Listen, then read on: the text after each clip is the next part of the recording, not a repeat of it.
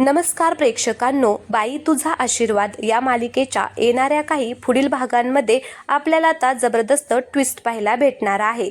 तर इकडे अवनी आता हॉस्टेलला जाणार आहे, त्याचबरोबर तिला उलट्या सुद्धा झालेल्या आहेत।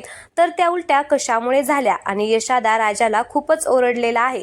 तर हे कसं होणार आहे हे आपण या व्हिडिओमध्ये पाहणार आहोत। तर इकडे मागील व्हिडिओमध्ये आपण पाहिलेलं आहे की अण्णांनी सगळ्या गावासमोर अवनी आणि राजाचं पुन्हा एकदा लग्न लावलेलं असतं। खरं तर अवनीला राजाबरोबर असं लग्न करायला अजिबातच आवडत नसतं, पण आता सगळ्यांसमोरच धोंड्यांना म्हटल्यामुळे तिचा आता नाईलाज होतो आणि मग ती आता नाईलाजानेच राजाकडून मंगळसूत्र घालून घेते।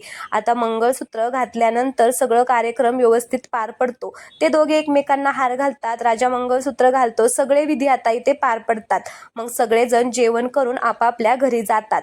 इकडे आता सगळेजण गेल्यानंतर अण्णा मात्र बाहेर एकटेच बसलेले असतात। आता त्यांना खूप आनंद झालेला असतो आज, कारण त्यांच्या मुलाचं लग्न झालेलं आहे आणि त्यांच्या घराला बाईचा सुद्धा आशीर्वाद लागलेला आहे। सुलात्याचा शाप आता खोटा ठरला म्हणून अण्णा खूपच खुश असतात। तेवढ्यातच तिकडून राजा येतो आणि अण्णांना म्हणत असतो की अण्णा, मी आज तुमच्यावरती खूप खुश आहे। तो अण्णांना एकदम अशी घट्ट मिठी मारतो आणि म्हणत असतो की खरंच अण्णा, मी आज खूप खुश आहे। तुम्ही जे आज माझ्यासाठी केले ना ते एकदम झकास केलेलं आहे। त्यावेळेस अण्णा म्हणत असतात की अरे राजा, एवढं काय केलेलं आहे मी? सगळेच बाप आपल्या मुलासाठी करतात, उलट मीच आतापर्यंत तुमच्यासाठी काहीच केलेलं नाहीये। मी सतत ते माझं औषधच पीत राहिलो। त्यावेळेस राजा म्हणत असतो की नाही नाही अण्णा, मला कळलेलं आहे की धन्या आणि पाण्याने सांगितलं आहे की ही सगळी तयारी तुम्हीच केलेली आहे। आमच्यासाठी रिसेप्शन तुम्हीच ठेवलं होतं, सगळ्या गावकऱ्यांना आमंत्रण देऊन आमच्या रिसेप्शनला यायला सुद्धा तुम्ही सांगितलं होतं। पण खरं सांगू का अण्णा, याच्यापेक्षा जास्त आनंद मला तेव्हा झालेला आहे जेव्हा तुम्ही मला अवनीच्या गळ्यामध्ये मंगळसूत्र घालायला लावलं। खरंच मला खूप आनंद झाला। पण अण्णा, मला एक सांगा, ते मंगळसूत्र कुठून आणलं तुम्ही? चोरून बिरून आणलं की काय? त्यावेळेस अण्णा म्हणत असतात की गप रे, काय पण काय बोलतो? अरे ते तुझ्या आईचं मंगळसूत्र आहे, त्याच्यामध्ये तुझ्या आईचा आशीर्वाद आहे आणि ते माझ्याकडेच होतं। मी म्हटलं होतं की माझ्या घरामध्ये जेव्हा माझी पहिली सून येईल त्या सुनेला मी देईल, मी ठरवलं होतं आणि मी तेच मंगळसूत्र अवनीला दिलेलं आहे। त्यावेळेस राजा खूपच खुश होतो आणि म्हणत असतो की खरंच ते माझ्या आईचं आहे, माझ्या आईचा आशीर्वाद आमच्या दोघांना मिळाला। असं म्हणून आता राजा आणि अण्णा खूपच खुश झालेले असतात। त्याचबरोबर ते खूप इमोशनल सुद्धा झालेले असतात, दोघांना आनंद सुद्धा झालेला असतो। मग आता अण्णा तिथून निघून जातात, राजा पण आता निघून म्हणजे आतमध्ये चाललेला असतो। तेवढ्यातच तिकडून यशादा येतो।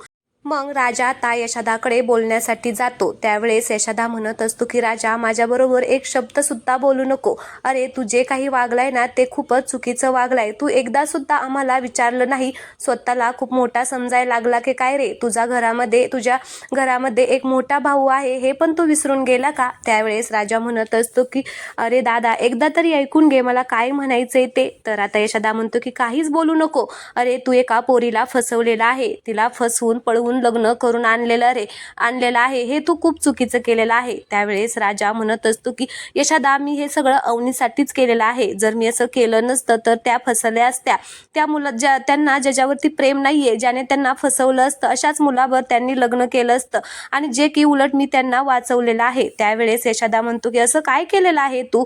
मग आता राजा सगळी कहाणी सांगतो। खरं तर अवनीने पण सांगितलेली असते, पण आता राजा पुन्हा सांगतो। त्यावेळेस यशादा म्हणतो की नाही नाही, पण मला हे पटत नाही, तू एकदा आमच्या सगळ्यांना विचारायला पाहिजे होतं। तर राजा म्हणतो की खरंच माझी चूक झाली, मला आता माफ कर ना। आता इथेच दोघांचं थोडीशी बोलणं होतं। तर मग आता शेवटी यशादा आता मोठा भाऊ आहे, त्यामुळे तो राजाला माफ करतो आणि दोघेही आता एकमेकांना म्हणजे भेटतात। मग राजा आता अवनीकडे जातो, म्हणजे त्या रूममध्ये जातो। तर अवनी आता तिथे रागानेच बसलेली असते। मग आता ती राजाला म्हणत असते की आला का? अरे काय रे राजा, तुझ्या घरचे आहेत, एक तर रिसेप्शनला यायला मी तयार आले, पण लग्न? अरे सगळ्या गावकऱ्यांसमोर आपलं पुन्हा एकदा लग्न लावलं, काय हा भातुकलीचा खेळ आहे का? त्यावेळेस राजा म्हणतो की हो, मी तरी काय करणार, अण्णांनी बघा ना। त्यावेळेस अवनी म्हणते की हा, तू काहीच करू नको, तू बोलू नको, तू फक्त मलाच म्हण की मॅडम माझ्यासाठी हे करा, मॅडम माझ्यासाठी ते करा। मान्य आहे मला, तू माझी खूप मदत केलेली आहे, पण हे सगळं राजा, अरे लग्न काही खेळ नसतो रे, आणि तुमच्या घरच्यांनी हे काय केलं, सगळ्या गावासमोर मला मंगळसूत्र घालायला लावलं आणि तू सुद्धा घातलं, तू सुद्धा एका शब्दाने काहीच बोलला नाही तुझ्या अण्णांना. त्यावेळेस राजा म्हणत असतो की मॅडम, अहो मी काय म्हणणार होतो, अण्णांनी एवढी सगळी तयारी केली, तिथे आता सुलात्या सुद्धा होती, तो दत्त काका सुद्धा होतो, जर मी काही बोललो असतो तर त्यांना शंका आली असती आणि मग त्यांना वाटलं असतं की आमचा शाप खरा झाला. त्यावेळेस अवनी अजूनच चिडते आणि म्हणत असते की काय रे तुझी आत्या आत्या आणि तो शाप लावलेला आहे, काही मला ना, माझं तर डोकंच चाललं नाही, आता मी इथे अजिबात थांबणार नाही, मी फक्त आजच्या दिवस इथे थांबणार आहे, उद्या मला तू सोडवायला यायचं आहे. मग राजा म्हणतो की मॅडम, अहो तुम्ही कुठे जाणार आहात. मग ती म्हणत असते की कुठे जाणार आहे म्हणजे मी हॉस्टेलवर जाऊन राहणार आहे, नाहीतर कुठेतरी रेंटने राहील, पण मी इथे अजिबात थांबणार नाही.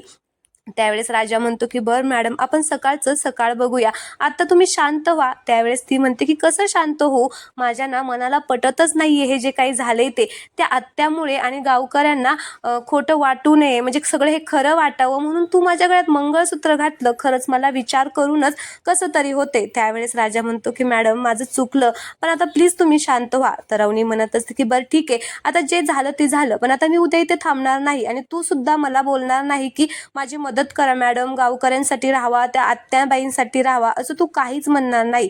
मग राजा म्हणत असतो की नाही मॅडम, मी असं काहीच नाही म्हणणार, तुम्ही म्हणताय तसंच आपण करूया, आता तुम्ही झोपा, आपण सकाळी जाऊया. मग अवनी आता झोपते, तर राजा आता बाहेर झोपण्यासाठी जातो. आता इकडे राजा बाहेर झोपण्यासाठी जातो, त्यावेळेस आता तिथं धन्या आणि पाण्या म्हणत असतात की अरे तू इथे काय आलेला आहे, तू वहिनीच्या रूममध्ये जाऊन झोप ना, कारण प्रेक्षकांनो इथे फक्त आता यशादालाच यांचं सत्य माहिती आहे, धन्या आणि पाण्याला काहीच माहिती नाही. त्यामुळे आता ते दोघे त्याला म्हणत असतात की तू इथे कशाला आलेला आहे झोपण्यासाठी, जा वहिनीकडे जाऊन झोप. पण आता राजाला कळत नाही की काय करावं ते, कारण आता अवनीच्या जिथे अवनी आहे तिथे तर तो झोपू शकत नाही आणि या दोघांनाही आता काही सांगू शकत नाही, म्हणून आता त्याला खूप टेन्शन आलेलं असतं. तर यशोदा म्हणत असतो की अरे तुम्हा दोघांना काय करायचं आहे, झोपू द्या, तो आलाय ना आता तर झोपू द्या. मग आता त्या दोघांना थोडा प्रश्नच पडतो की हे काय चाललेलं आहे, पण आता यशोदा म्हटल्यामुळे आता राजा त्या सगळ्यांपाशीच झोपतो. तर अवनी सुद्धा इकडे आता झोपलेली असते. तर दुसऱ्या दिवशी सकाळी आपण पाहतो की अवनी आता आज हॉस्टेलला जाणार असते राहण्यासाठी, म्हणून आता ती सकाळी लवकर उठते आणि अंघोळ करण्यासाठी आता कपडे घेऊन चाललेली असते. आता रूमच्या बाहेर येते तर हे तिघे जण आता कसे पण झोपलेले असतात, म्हणजे एकमेकांच्या अंगावरती पाय टाकून शर्ट वगैरे वरती असं झालेलं असतो आणि ते पाहून अवनीला कसं तरीच होतं. मग आता ती अशी एकदम तिकडे बघते आणि आता तिला पुढे कसं जावं तेच कळत नाही. तेवढ्यातच तिकडून आता यशोदा येतो आणि यशोदा म्हणत असतो की अहो उठला का तुम्ही, जावा आता तुम्ही या अंघोळ करून.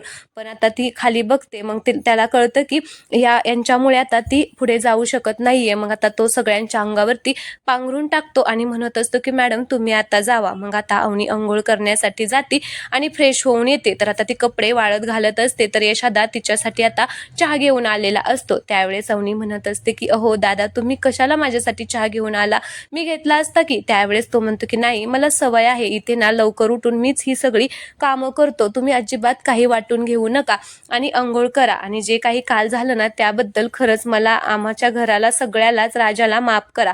त्यावेळेस अवनी म्हणत असते की प्लीज तुम्ही नका माफी मागू. आणि मग अवनी आता तिचं आवरून आता आतमध्ये चाललेली असते. तर आता पुन्हा आता ती बाहेर यायला लागते, म्हणजे आतमधलं काम आवरून आता ती बाहेर यायला लागते. तर तिथे आता अण्णा तिला दिसतात. आता अण्णा कसे तिथे लगेच उठतात, तिथेच दात घासतात, तिथलंच पाणी घेऊन तोंड धुवत असतात आणि ते पाहून अवनीला असं खूप वेगळं वाटत असतं, तिला असं उलटी आल्यासारखंच व्हायला लागतं. कारण अण्णा खूप असं घाणरड्यागत ते सगळं करत असतात, अंघोळ न करताच फक्त हातानेच असं बोटाने दात घासत असतात, त्याचबरोबर त्या विहिरीतलंच पाणी घेऊन तिथेच गुळणा करून फेकत असतात आणि ते पाहून अवनीला असं खूप उलटी आल्यासारखं होतं आणि त्याचमुळे प्रेक्षकांनो तिला आता इथे उलटी सुद्धा होते, तिला असं वेगळं वाटतं हे सगळं. आता सगळेच जण खूप घाणरड्यासारखे वागत असतात. आधीच तर त्यांचं घर खूप घाण झालेलं आहे बाई नसल्यामुळे, आणि त्याच्यात आता ही माणसांना पण वेगवेगळ्या सवयी असतात, त्यामुळेच अवनीला खूप असं घाणरड्यागत वाटत असतं. मग आता अवनी ठरवते की नाही मी आता इथे थांबू शकत नाही आणि मी इथे का राहू, कोणत्या अधिकाराने राहू, माझं आणि राजाचं लग्न तर खोटं झालेलं आहे. म्हणून अवनी आता हॉस्टेलला राहण्यासाठी चाललेली असते. आता ती प्रेक्षकांनो राजाला घेऊन चाललेली असते. पण आता जे काही आयडेंटिटी कार्ड प्रूफ लागतं ते राजाकडे असतं, हे अवनीला माहीत नसतं. तिने राजाकडे ठेवाय दिलेलं असतं पण तिला आठवत नसतं. तर आता ते सगळीकडे जाताना तिथे आयडेंटिटी कार्ड मागत असतात, पण राजा काही म्हणत नाही माझ्याकडे आहे. त्यामुळे आता अवनीला कुठल्याच हॉस्टेलमध्ये आता घेतलं जात नाही ते आयडेंटिटी कार्ड नसल्यामुळे. तर अवनीला आता खूप टेन्शन येत असतं.